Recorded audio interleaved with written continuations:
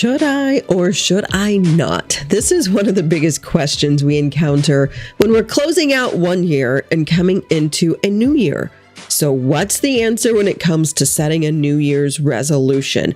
Let's talk about that on today's episode. Hi there, my name is Heather J. Crider, and I welcome you to the Go Reflect Yourself podcast. I'm here to bring you real, practical, brain-based strategies helping you transform your life one thought at a time.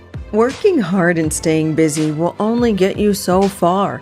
To truly become happy, content, and who you're meant to be, you have to move beyond physical capacities and look from within, allowing you to overcome those obstacles and barriers. My mission is to help inspire you to take massive action to transform your life, all starting from the inside out.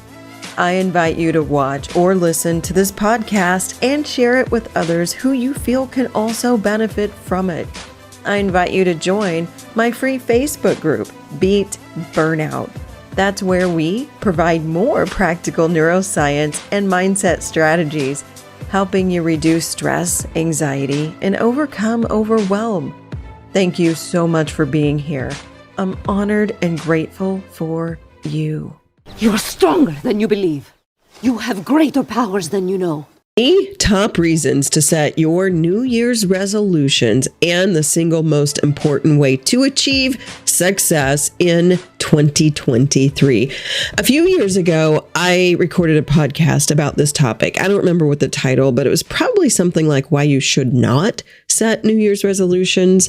I'm now taking that back. And in this episode, I'm going to talk about that of the top reasons why you should set New Year's resolutions. And I don't believe in the word should. However, hopefully you get what I mean. If you go back, though, and listen to that, or if you have listened to it, I'm going to repeat some things.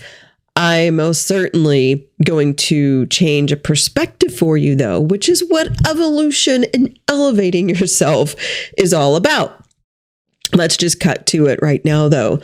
New Year's resolutions don't work 75 to 80% of the time, and probably higher in a lot of cases. But if you think about it, by the 1st of February, 75 to 85% of resolutions are long forgotten about. Most of the weight loss, stop smoking, stop drinking, stop eating sugar, stop using bad language, stop sleeping late, stop staying up late, whatever the stop doing or the reduce doing, they're broken. Or they're so far, most people have spiraled into some unmanageable vortex of self-loathing that they cannot climb out of because they've either forgotten about their resolutions or they've just fallen completely off the wagon. Maybe not, but maybe all of that was a little dramatic. But let's just think about it for a second, okay? Put yourself into any resolution you may have had in the past.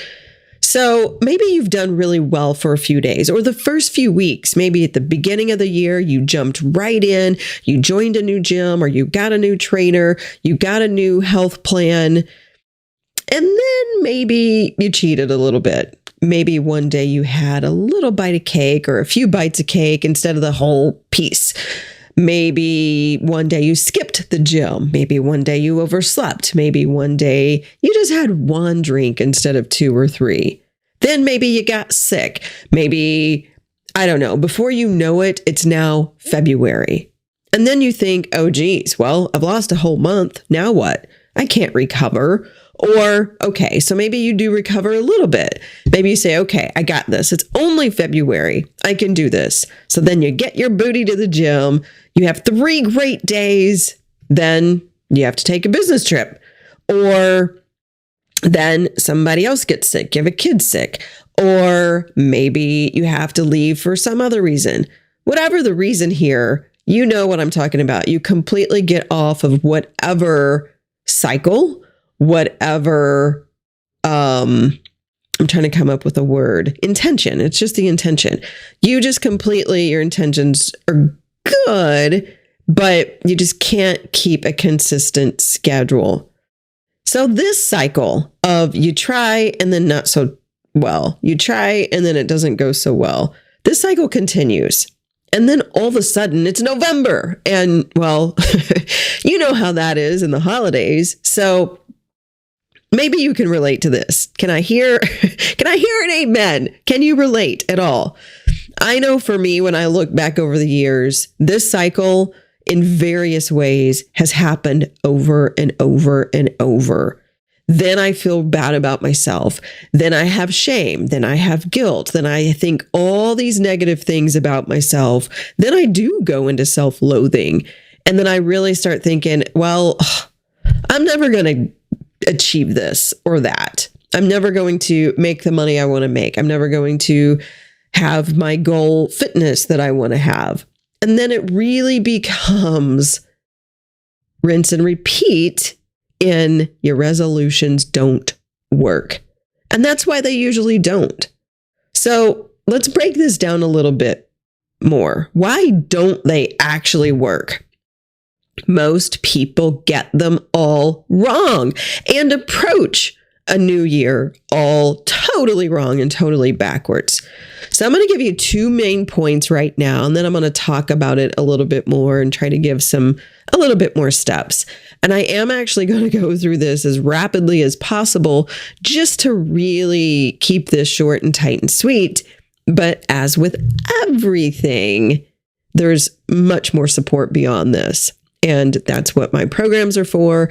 And that's what all of my workshops really uncover is how do we unpack this? So, but let's go back to right now. Two main points really to success and happiness boiled down to, ready? Mindset, number one.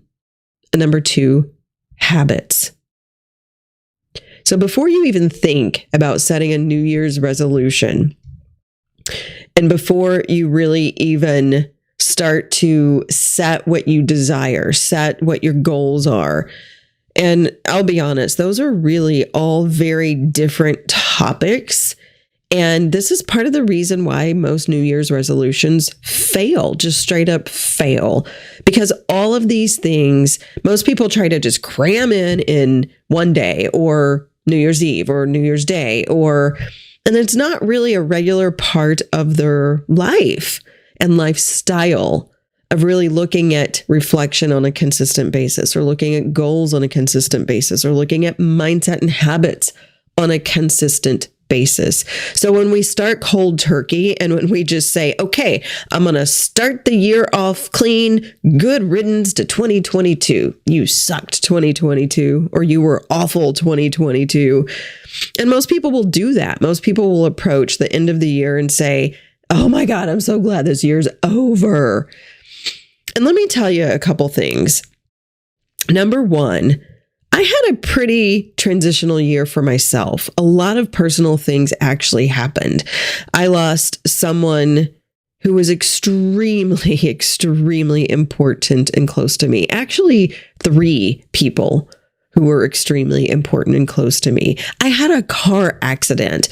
I totaled my car, which for me, and thank goodness I'm okay, but for me, losing my car was a big deal for me. So I'm only saying this because I too have had a lot of major transitions. And you know what? I do not look at 2022 as good riddance. You were awful. You sucked. I can't wait to start a new year. I don't look at it at all like that. What I look at it like is, what did it teach me? What are the really great things that I've learned? What are the really great things I've accomplished? And what are the things I really do want to change? And with all of these major life things that have happened to me and the loss that I've gone through, that's really, for me, taken a lot of time back to reflect and to go through and to say, okay, these people were very, very close to me. And I appreciate these parts about these people. And I appreciate myself when I'm with these people. And how can I continue to have that and support that for me going forward? And that's really what starting a new year should be about. But most people will say, I just want to wipe the slate clean and start fresh. Starting fresh is a good intention, but it does not work. I'm sorry to be the one to tell you this, but starting with a clean slate doesn't work. You have a brain. Your brain has thoughts, beliefs, and habits. And let me tell you, those habits are pathways in your brain, and they are set. They just are.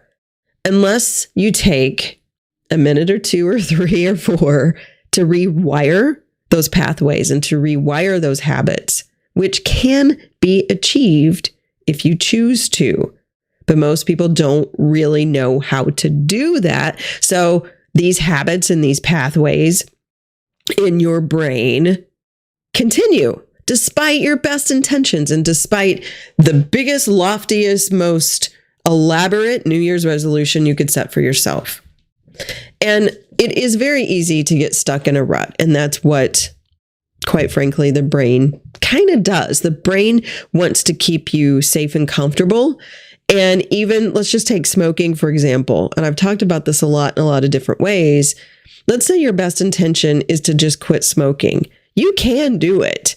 You absolutely can do it. But there's so many things involved with that to change your brain of how you view yourself. First of all, why do you want to? Second of all, you already identify yourself as a smoker. You have to rewire that. You have to rewire your own identity. You have to understand why you want to change. You have to understand who you want to be differently as a non-smoker. And so really what I'm coming down to, and I'm probably going to start going into a lot of different circles here, but everything comes down to really reflecting. So when we look at our New Year's resolutions and when we want to look at how can we have a more successful 2023, how can we have a more successful year and set different habits to support me? So I'll go back to what I said earlier. Success boils down to 2 main points: mindset and habits. When you go through each month, really give yourself a few hours, a few days. Go through each month of the past year. Look at what you have achieved. Look at what went really well. Look at the people that you were with that made you feel joyful and alive and better than you even wanted to be. Think about those people. Think about those situations. Think about what you've accomplished, the positive things, and really savor them and really understand the characteristics of those moments, those experiences, and from what you've achieved, what habits got you there? What are the habits that helped support those achievements? And then go through and look at the things that you didn't achieve, the things that you would like to have done differently, the learning lessons along the way, and the could do it over again. How would you approach it? What mindset would you approach it with this time? So the reason I say it like that very slowly and intentionally is most people look at mistakes like woulda, shoulda, coulda. If I knew this now, if I knew then what I know now, this is what I could have done. And so I encourage you, when you go back and you look at things that you could have done this year or that you would have liked to have done differently, don't beat yourself up about it. It's not about shame. It's not about guilt. It's not about saying, yeah, you big dummy, you should have done that. It's not about that at all. It's saying, hey, guess what? I'm looking at this now through a new and a different lens. And this is how I would have approached it then, knowing what I know now. And the reason that's important is because you can take that lesson and you can take that new perspective and the new way of viewing this thing, and now you can rewrite it for going forward and break down those habits in a more productive way. So everything is about reflecting, learning, and really breaking down the habits and mindset to help you improve on the next year. So just keep it simple. My suggestion for you is to take one area of your life. Start with one. And hey, guess what?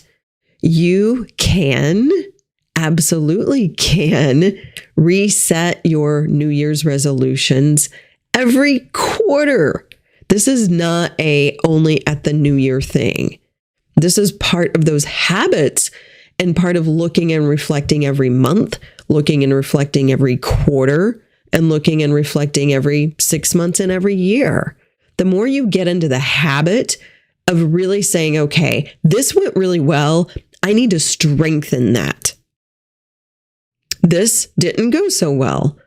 What are the lessons? What are the opportunities? And what perspective could I have approached it then that now I have the opportunity to approach now? So pick one area of your life, just one. And for a lot of people, that's either money or it's either health. Those are both really, really big things. So it has to be manageable. It has to be something that you can incorporate when you start making changes. Again, that's why most people don't actually achieve their New Year's resolutions, because they attach too big of a change and their brain freaks out. Your brain can't handle that big of a change at once without freaking out everything.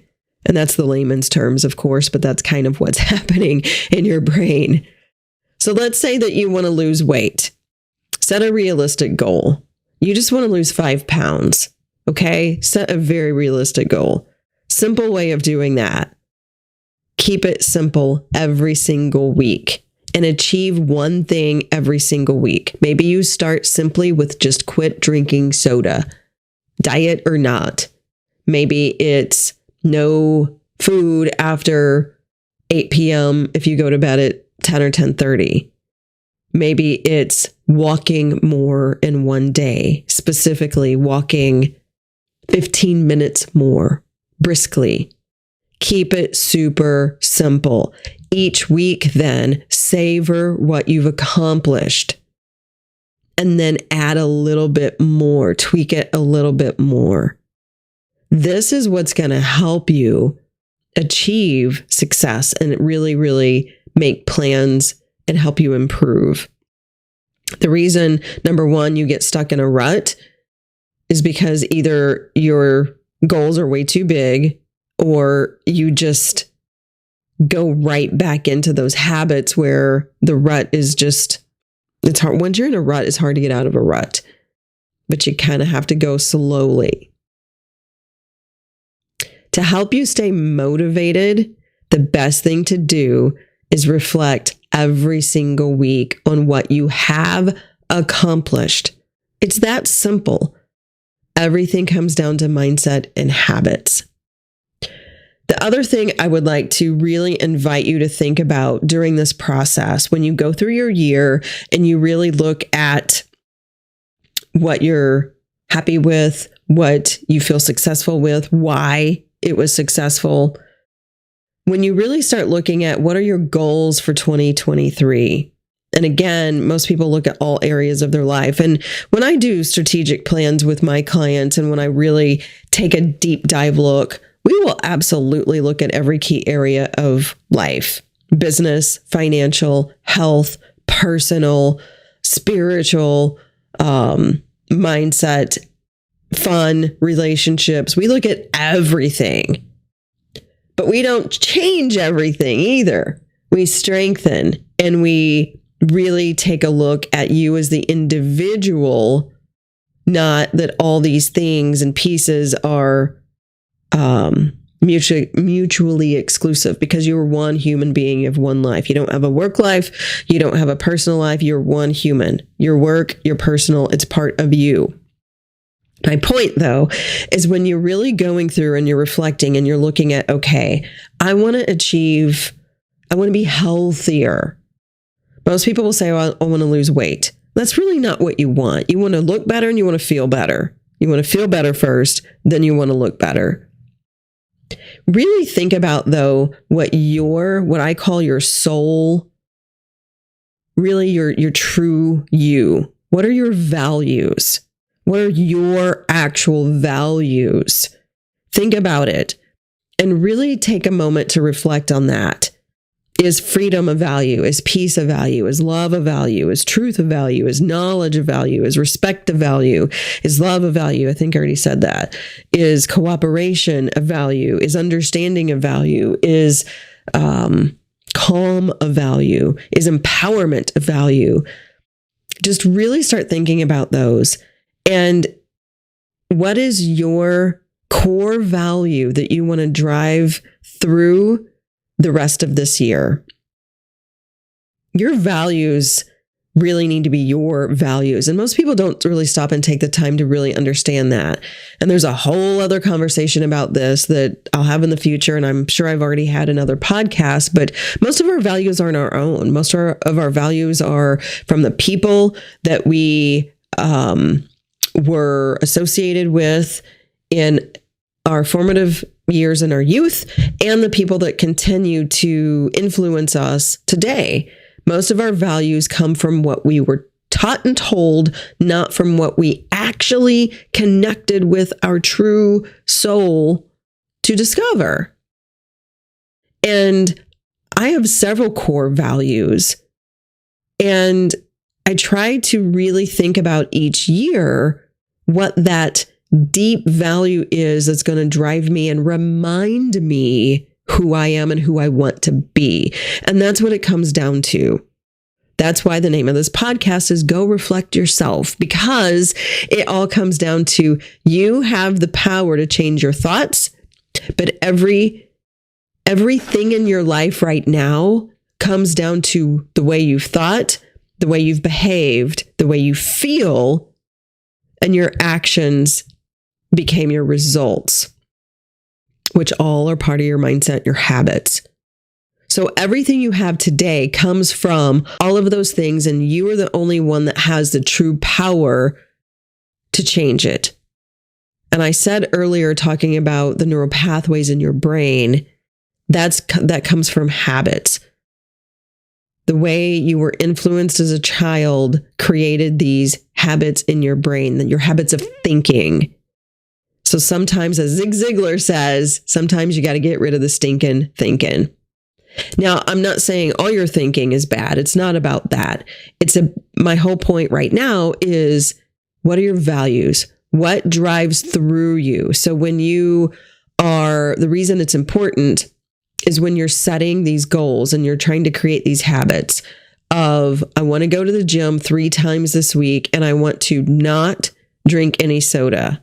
That's a hypothetical habit. I don't drink soda. I just feel inclined to say that. I haven't for years.